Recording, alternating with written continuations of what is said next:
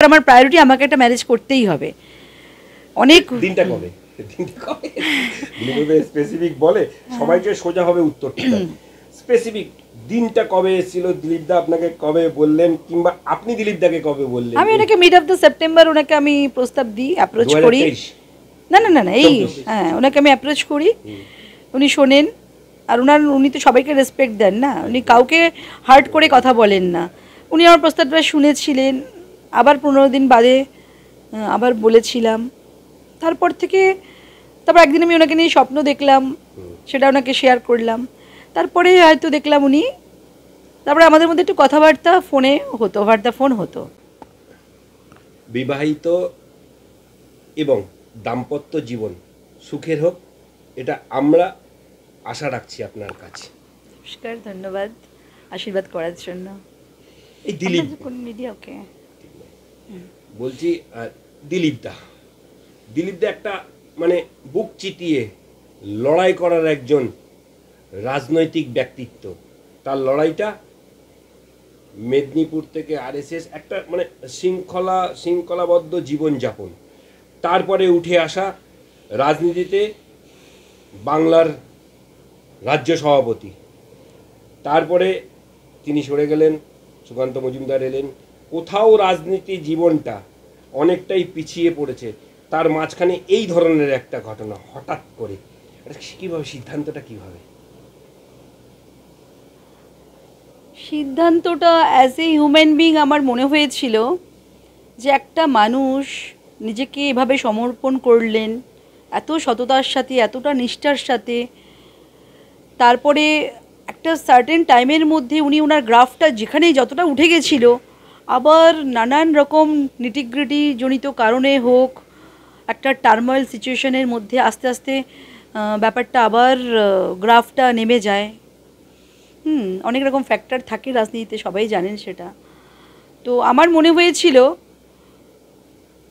যে ওনার পরবর্তীকালে একটা সার্টেন এজের পরে পার্টি, পলিটিক্স, প্রফেশন, প্রতিবেশী কেউই থাকে না। হ্যাঁ, তখন তার ঘরের একজন খুব কাছের মানুষকে প্রয়োজন হয়। তা আমি যেহেতু ওনাকে খুব শ্রদ্ধা করি, সম্মান করি, ওনাকে আমার খুব ভালো লাগতো, খুবই ভালো লাগতো। কিন্তু আমি কখনো ভাবিনি যে আমিও আমার একটা হাজব্যান্ডের ডিজায়ারনেস আমার শুরু থেকে, মানে আমি আমার ফার্স্ট লাইফে যে ভুলটা করেছিলাম 6 মাসের পরের থেকেই, মানে আমি বুঝে গেছিলাম একটা ভুল করেছিলাম। তো যাই হোক, তারপর থেকে আমার একটা প্রপার মানুষের প্রতি একটা আমার ডিজাইন, আর আমি ভীষণ ডিগনিফাইড, আমি ভীষণ চুজি, ভীষণ সিলেক্টিভ, ঠিক আছে? তো জানবে হয়তো অনেকেই, যারা আমাকে চেনে জানে ভীষণভাবে আমি নিজেকে খুব স্যাক্রিফাইসের সাথে খুব স্ট্রংলি নিজেকে আমি ক্যারি করে এসেছি। তো উনি হচ্ছেন আমার ওয়ান অফ চয়েস। ওনার মধ্যে এত কোয়ালিটিস আছে না, এত পারফেকশান আছে, তার জন্য ওনাকে আমি জানি নিজের পারফেকশান ধরে রাখতে গেলে কত স্যাক্রিফাইস থাকে। আর মানুষ, আমাদের সমাজ কি জানেন তো, যখন ভাবি যে স্পাউস নিয়ে তো একা, আর যখন দেখে না এর মধ্যে তো অনেক কোয়ালিটিসগুলো বেরিয়ে আসছে, তখন একে কী করে আন্ডারস্টিমেট করবে, কী করে একে সাপ্রেস করবে, কী করে একে সাইড করার চেষ্টা করবে। তো এই সব জিনিসগুলো তাদেরকে জুঝতে হয়। তখন তারা ভাবে এত স্যাক্রিফাইস করছি, তারপরেও পারিপার্শ্বিক পরিস্থিতি কোথাও না কোথাও একটা দুঃখ হয়। তো সেক্ষেত্রে আমারও মনে হয়েছিল যে পলিটিক্সটা করতে গেলে আগে নিজের একটা সোলমেট, একটা মেন্টাল রিলিফের জায়গাটা আগে ঠিক করি, তারপরে পার্টিটাকে জুঝতে পারবো।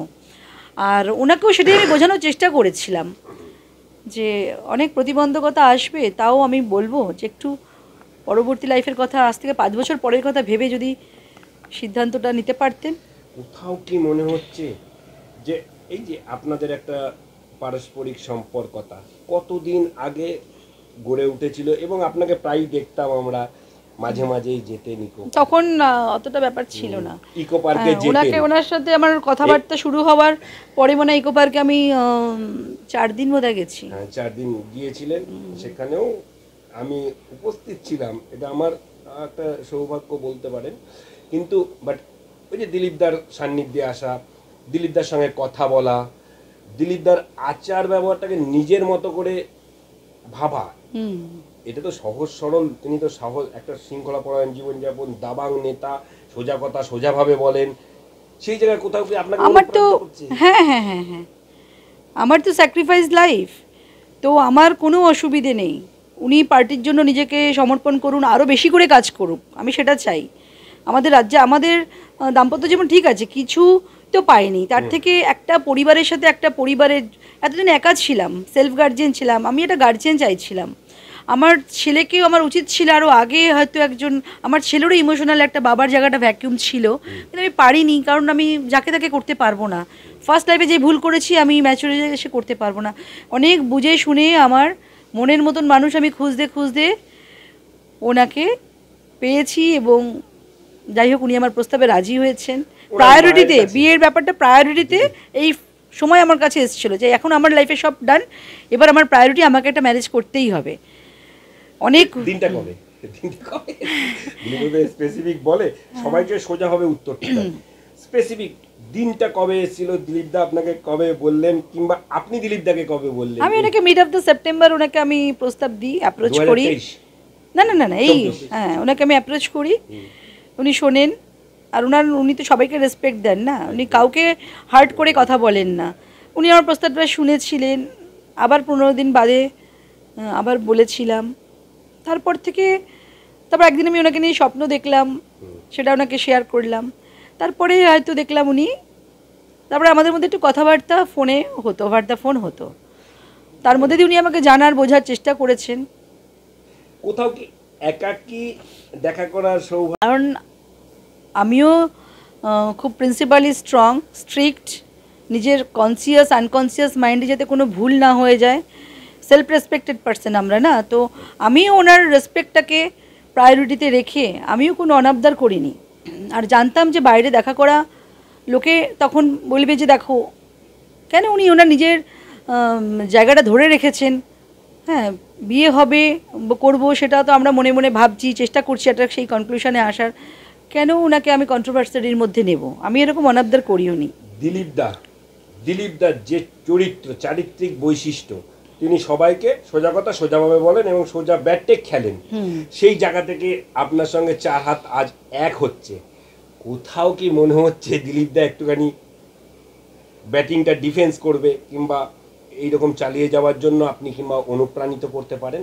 হ্যাঁ একদম, উনি জানেন আমি ওনাকে অনুপ্রাণিত করতে পারি, তবেই না উনি কি আমাকে এমনি এমনি ফাইনালি কনক্লুশনে এসছেন। ওনার মনে হয়েছে সামহাও যে না, খোঁজখবর নিয়েছেন, হ্যাঁ উনি আমাকে একবারে সিদ্ধান্ত জানাননি, বুঝেছেন। আর আমিও ওনার সেই সম্মানটা রাখবো, ওনাকে আমি কখনোই কমজোর হতে দেব না। বলছি দিলীপদার বাড়ি আপনি গিয়েছিলেন? হ্যাঁ, মা ডেকেছিলেন, মায়ের সাথে আলাপ করানোর জন্য যেতে বলেছিলেন, পারমিশন দিয়েছিলেন।